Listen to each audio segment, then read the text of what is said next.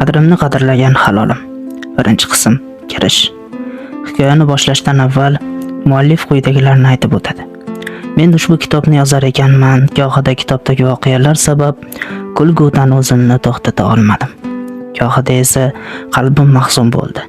Ushbu kitobning muallifi o'zim emasman, balki muallif hayot. Kitobni yozishni boshlashdan oldin 20 yillik hayotimda ko'rgan, eshitgan, olgan maslahatlarimni barini qayta esga oldim va voqelik yaratib yozishni boshladim. Aziz tinglovchi, umid qilamanki, kitobimni tinglash jarayonida siz ham men kabi kulasiz va yig'laysiz. Asosiysi, ishonib aytamanki, ketkazgan vaqtingizga aslo achinmaysiz. Qani bo'lmasam, kitobga sayohatni boshladik. Bismillah. Qadrimni qadrlagan halolim. Muallif Hafizulloh. Nafisa kelinoyi yuvgan kirlarini dorga osarkan, hovlini bir burchagidagi qulab tushay degan bir xonalik kulba tomon qarab baqira boshladi. Abdurahmon, hoy Abdurahmon. Sen bola hech odam bo'lmading-da, o'zi anu ota-onangga qo'shilib o'sha yong'inda yonib o'lsang bo'lar ekan. Yetimcha. Abdurahmon dedim, nima bola o'lib qolganmi o'sha xonada? Abdurahmon. Labbay kelinoyi. Abdurahmon. Alloh sinayman desa har tarafdan sinarkan insonni. Abdurahmon dunyodagi 5 yoshini nishonlamay, birdaniga baxtsiz hodisa sabab ota-onasidan ayrildi. O'sha mudhish kunlar o'tgach, kenja amakisi boqib oldi. Amakisini uyiga qadam qo'ygandan boshlab kelinoyisi sho'rlik Abdurahmonga kun bermaydi. Tabiatan odam ovi bo'lib qolgan yoshgina go'dak gohida katta odamlar qiladigan ishlarni ham qilib yuradi. Abdurahmon kitob o'qishni yaxshi ko'radi, ammo maktabga borishni yomon ko'radi.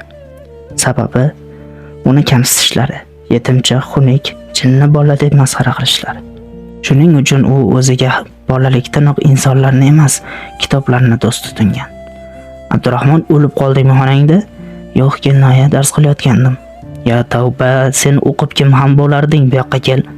Mana u kunlarni suvini yaxshilab siqib, dorga tekkiz bir qatorda ilib chiq.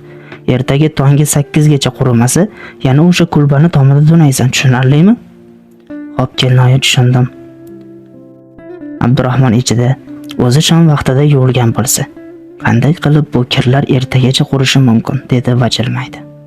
Ha mayli, Abdurahmon ertaga yana tomda dars qilarkan-da deb ishida davom etdi. O'zi atiga 14 yosh bo'lsa-da, Abdurahmondagi yurak, sabr, jasorat yoshi anchagina katta insonlarda ham topilmasdi. U o'zini tushkun holini hech kimga ko'rsatmaydi. Hattoki o'laksada kaltak yesa ham yig'lamaydi. Yig'lasa ham ichida yig'laydi. Ammo o'zini ojiz, zaif qilib hech qachon ko'rsatmagan. Abdurahmon ishini tugatib, bo'shab qolgan kir idishni ko'tarib, anhor bo'yiga chiqdi. Unga anhorda bir-biridan o'tish uchun urinib shovqin ko'tarayotgan suvlarning shovqini juda yoqadi. Abdurahmonning hayollaridagi kelajagi mana shu anhor suvlarida yashiringan. Yana hayollar olamiga sayohatni boshlagancha osmonga qaradi va ko'zlarini yumdi.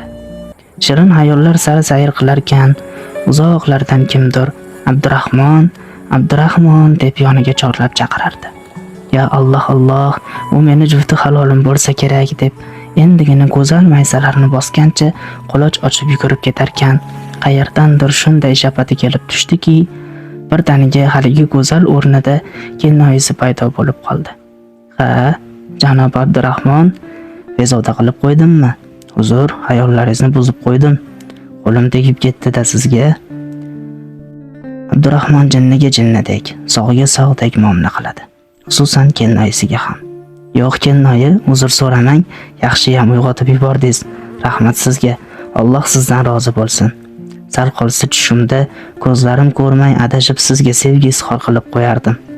Alloh Alloh, bir saqladi-ya, bo'lmasa amakimni kuni boshimga tusharmidi? Ey, yo'qol tentak xayolparast, shu suvda cho'kib o'lgin sen, xo'pmi? Xo'p, kelinoyi, faqat ertaga soat 9larda cho'kib o'lsam maylimi? Nega aynan 9larda? Chunki 8da nechta kiyim qurishini bilib olishim kerak-da. Nimaga bilib olishing kerak? O'ng qulog'im 4 ta kiyim quriydi dedi. Chap qulog'im 7 ta kiyim quriydi dedi. Bu ikkovini bir murosaga keltirish uchun ertaga nechta kiyim qurishini bilib olishimiz kerak-ku, to'g'rimi? Xudoyim, o'ldirib qo'yaman seni hozir. Mana senga cho'ksang cho'kib ol, deb Abdurahmonni tez oqayotgan anhor suviga itarib yubordi. Cho'ksang cho'kib ol, amakingga cho'milayotganda cho'kib ketibdi deyman. Kelinoyi, iltimos yordam bering, kelinoyi. Tez oqayotgan anhor suvda oqib ketarkan, sal oldinroqda ko'prik turganini ko'rib qoldi va yordam so'rashni to'xtatdi-da, ko'prik tomon suzishga harakat qildi. Alloh degan bola ekan. Ko'prikdan o'tib ketayotgan bir yoshlari kattaroq bo'lgan odam, "Bo'la qol bolakay, bu yoqqa suz" deya qichqira boshladi va Abdurahmonni qo'llaridan ushlab qoldi. Suvdan chiqararkan, qutqarib qolgan yigit Abdurahmonga qarab, "Tentakmisan bolakay, suzishni bilmasang tez oqar suvda nega cho'milasan?" dedi. Abdurahmon gapirmay o'girilib ketib qoldi. Yo'lda ketarkan o'ziga o'zi derdi: "Meni o'ldira olmaysizlar. Ota-onam uchun ham yashayman. Ularni yetishga umri yetmagan orzularga men yetaman. Va'da beraman, hammangizga ko'rsataman hali", degancha ho'l bo'lib ketgan kiyimlari bilan uyga kirib keldi. Kelinoyisi uni ko'rib, "Ey Xudoyim, sen hatto Xudoga ham kerak emas ekansan-da, qara, Xudo ham joningni olishni istamadi. Aytishadi-yu, yomonga o'lim yo'q. Ayni haqiqat ekan. Mana amalda ko'rib turibman." Abdurahmon hech nima demay xonasi tomon yurib ketdi. Xonasiga kirib kiyimlarini javondan izlarkan, ota-onasining suratlariga ko'zi tushdi. Suratga termulib turarkan, Abdurahmonning ko'zlari beixtiyor yoshlana boshladi. Ko'zlaridan 1-2 yosh oqgach, "Otajon, onajon, meni shu qadar yomon ko'rarmidingiz? Shunday insonlar bilan qoldirib ketdinglar. Ha, bildim, sizlar menga ishongansiz. Bu qiyinchiliklarni o'g'limiz yengadi, u kuchli degansizlarmi? Ishonchingizni oqlayman. Men yengaman hammasini", dedi-da kiyimlarini almashtirib kitobini ochdi. Abdurahmon Qur'on o'qirdi.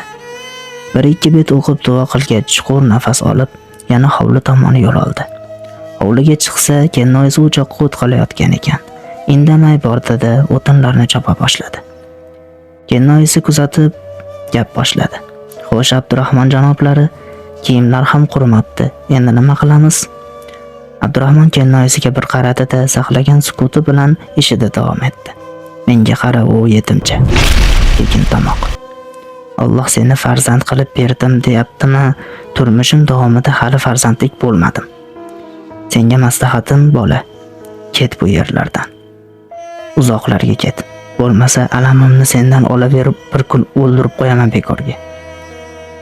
Abdurahmon boshini ko'tarib biroz kelinoyisiga tikilib turdi-da, dedi: "Kelinoyi, agar qabul qila olganingizda edi, eng yaxshi farzandingiz bo'lardim. Mayli ketaman, ammo bir kun shu oilangizga shunday inson bo'lib qaytamanki, hozir qilgan zulmlaringizga hijolat bo'lib qolasiz. Ey, bor ketsang ana darvoza, katta ko'cha, 4 tomoning qibla. Ketsang quloqlaring tinchiydi.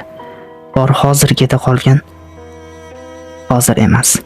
Amakim komandirovkadan qaytsin, keyin ketaman." "Voy surbeti, shunda ham amakingning pullarini o'ylayapsanmi? Amaking qaytsa pullaridan olib, taralli bedoat qilib yurarkansan-da?" "Yo'q, amaking kelmay turib ketasan."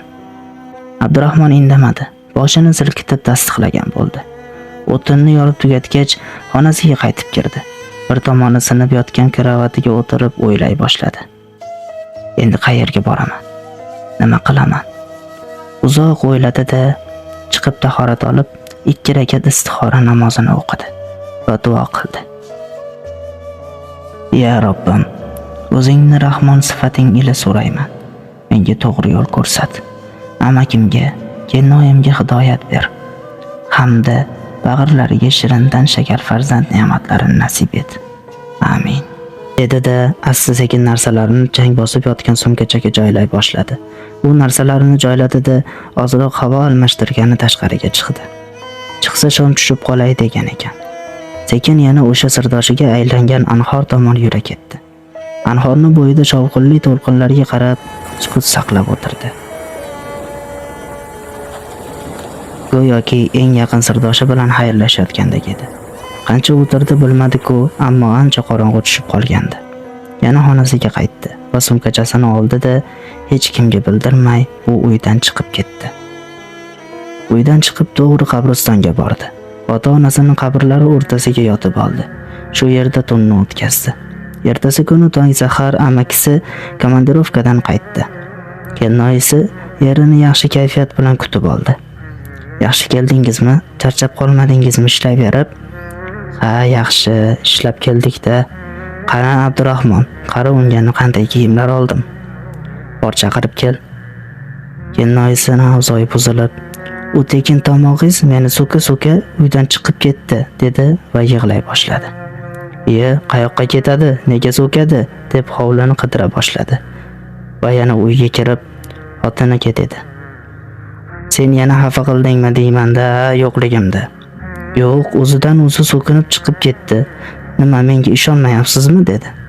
"Ey noshud, seni bilaman-ku qanday ekanligingni. Bor qayoqqa yo'qotgan bo'lsang topib kel." "Akmal aka, qayerdan topaman uni? Bor top dedim senga." "Xo'p", deb sekin ko'chaga chiqdi va o'ylay boshladi. "Endi qayerdan topdim?" dedi va asta-sekin ko'chalarni aylana boshladi.